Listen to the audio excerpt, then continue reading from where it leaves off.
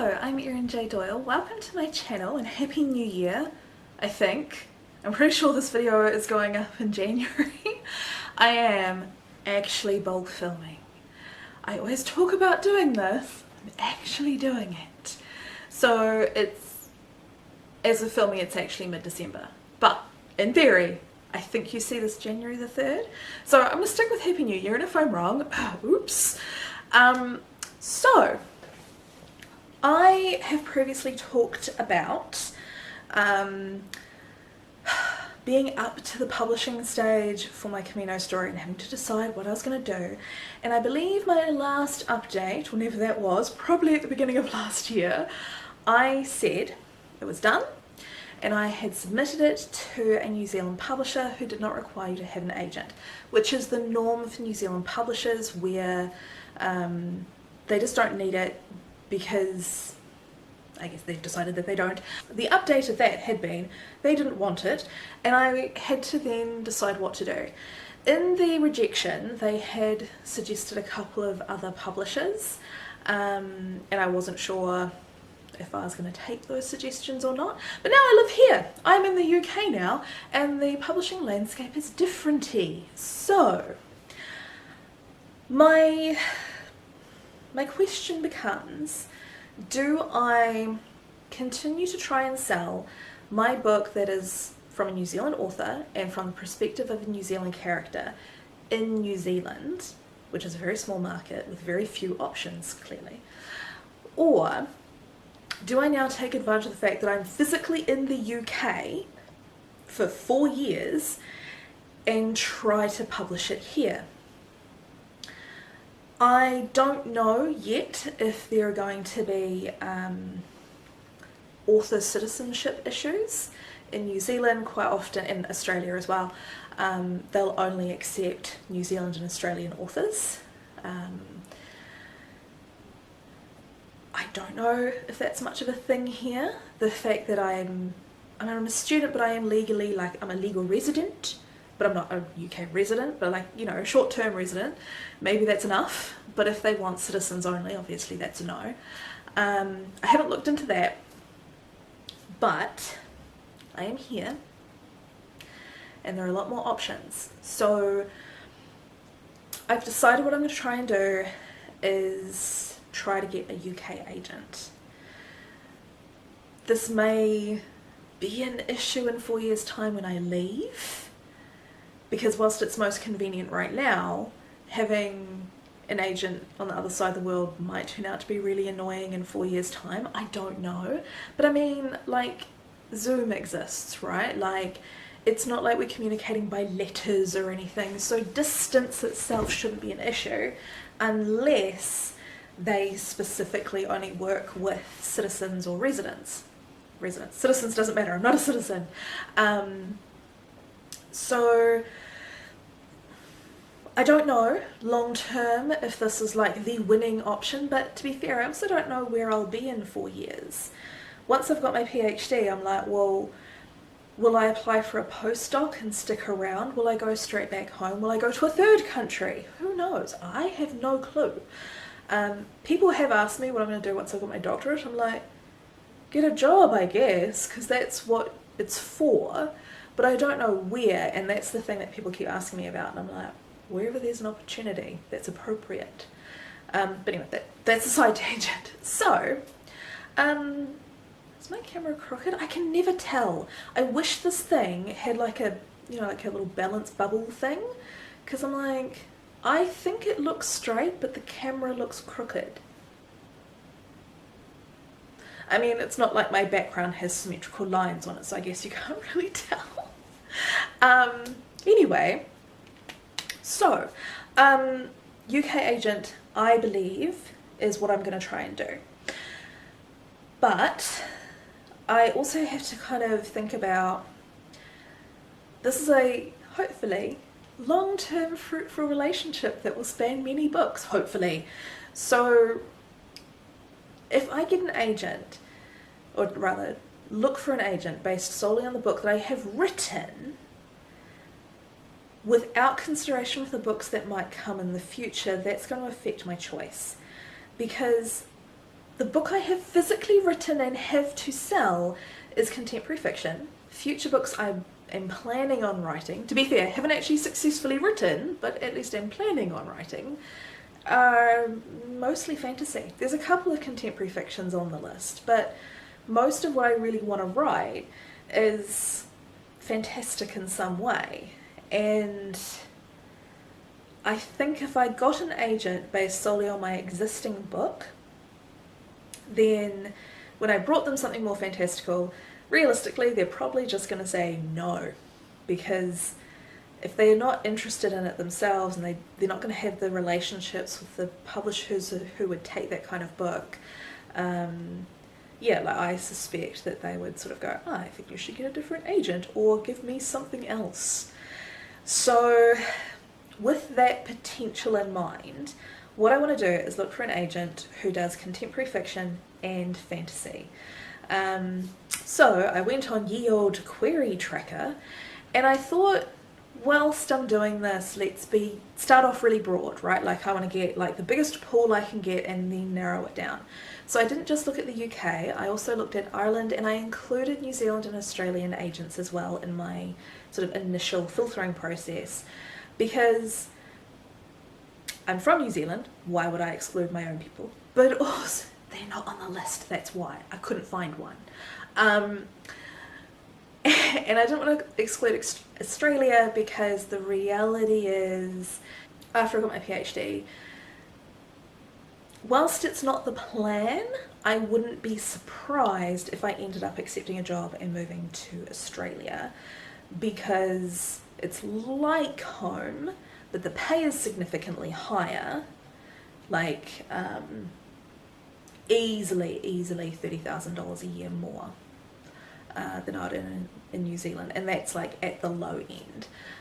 In some jobs, you'd be looking at nearly double. So a lot of incentive to move to Australia. Also, 2 of my siblings live there. So whilst it's not on the cards in terms of what I would want, I have to accept that it's a possibility for my future. So having an agent in Australia wouldn't be like a bad thing.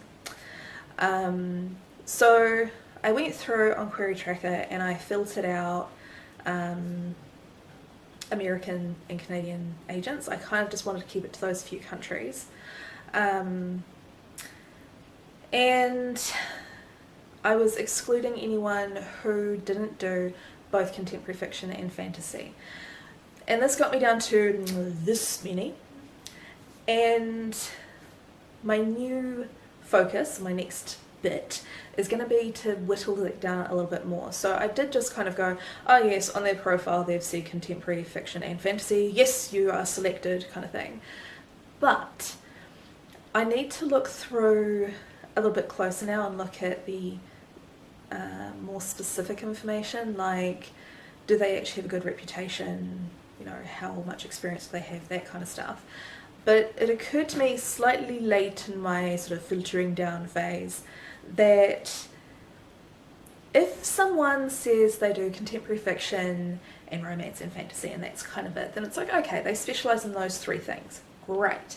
But if they've got so many genres listed in Query Tracker that it's become like this massive giant list with like multiple columns because they couldn't fit it into one, then to me that's kind of a bit of a red flag. Like that suggests to me if they're taking non-fiction, all types of contemporary fiction and all types of like fantasy, sci-fi, crime, thriller, like if they're taking everything, then they're not a specialist.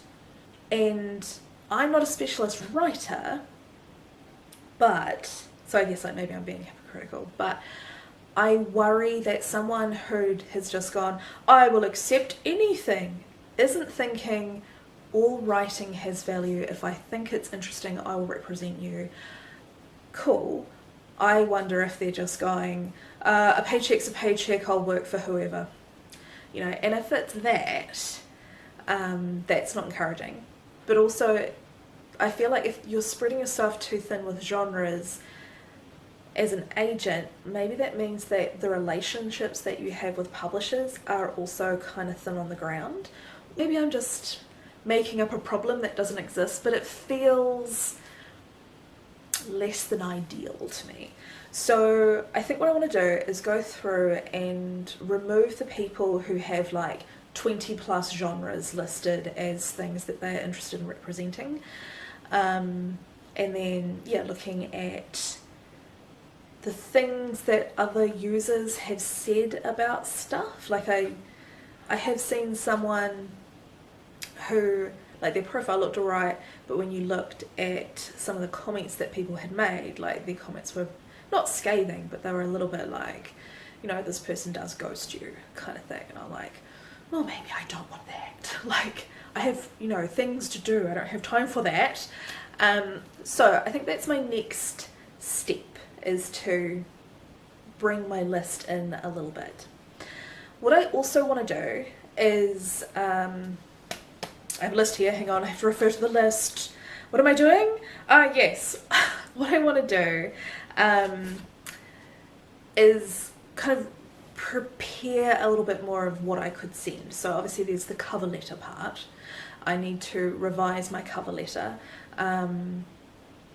just to make sure it's still okay. Like, maybe it's fine still. I haven't reread it since the beginning of last year. Like, I need to have a look at it and make sure that it's still okay. Obviously, I need to make sure that any contact details that I've written on a document are updated because I've moved. One thing I have to make a decision about, and I'm just not sure, is when I sent cover letter to publish it in New Zealand, I signed that cover letter as I do as a Kiwi, which is like first name, last name, iwi, or tribes. Does that mean anything in the UK? Kinda no. And I'm like, I have to decide if I leave it in because that is an accurate way of writing my name, or do I just take it out to avoid the question because I can't be bothered dealing with it. And I'm inclined to leave it in because if people ask, like, I'm not going to be offended that people on the far side of the world are not familiar with the name of, you know, a small fishing community in New Zealand, right? Like, why would I be upset about that? But to me, like, the greater concern is like, what if it causes confusion? Obviously, if it causes a racist to be racist, well, I need to be aware of that, so leaving it in was a great decision. But I guess I don't know how that sort of information is going to be received. Is it just going to seem confusing? And is confusing a potential agent a good thing? Kind of seems like no, but I don't want to leave that out, because to me, I read this thing, this is a slight tangent, I've gone way off topic here and I'm aware, I'm sorry. So, you get your last name from your father. Where's your mother's name? It's gone. And even if you were to, like, start using both your parents' names, your mother's last name is her father's last name. Where's her mother? Like, women get deleted at each generation, and there's no name that I can take that is my mother's, because it's her name, but it's her father's name, not her mother's name. The maternal line is completely vanished. But my Māori family is on my mother's side.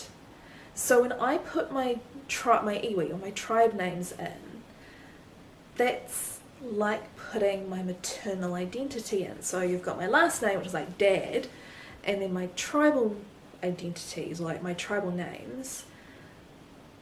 I feel like that's implying that I have a second non-English name. I need to rephrase. So you put the tribe name in. Those are my mother.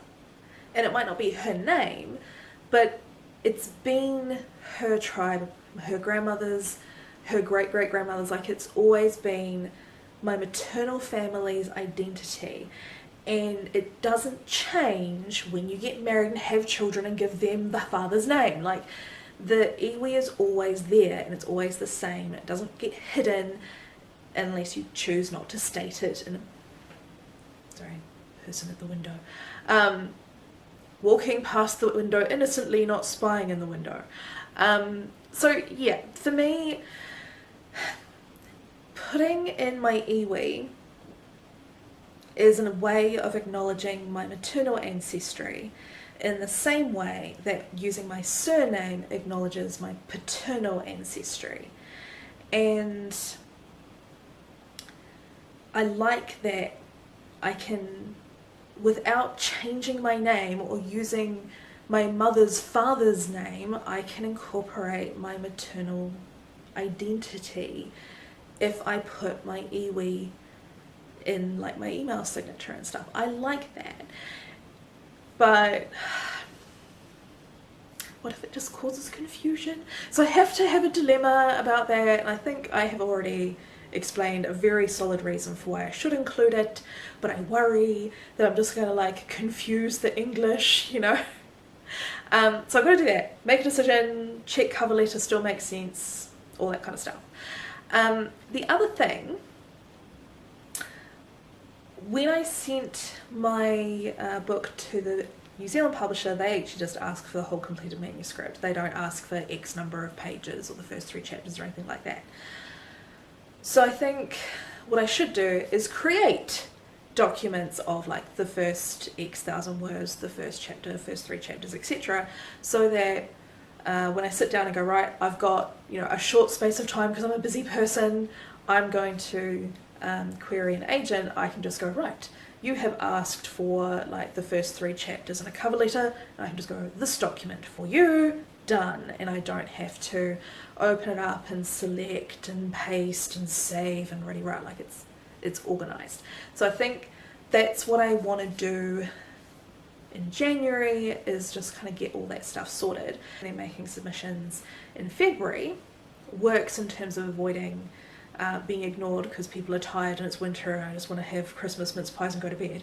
Like, I avoid that, but also it means that the work begins after my 4-month review for my PhD, which isn't a huge thing. Like, I don't have to do a presentation, I don't have like an interview like I will at future ones. This is just, I have some paperwork that I have to submit, that's it.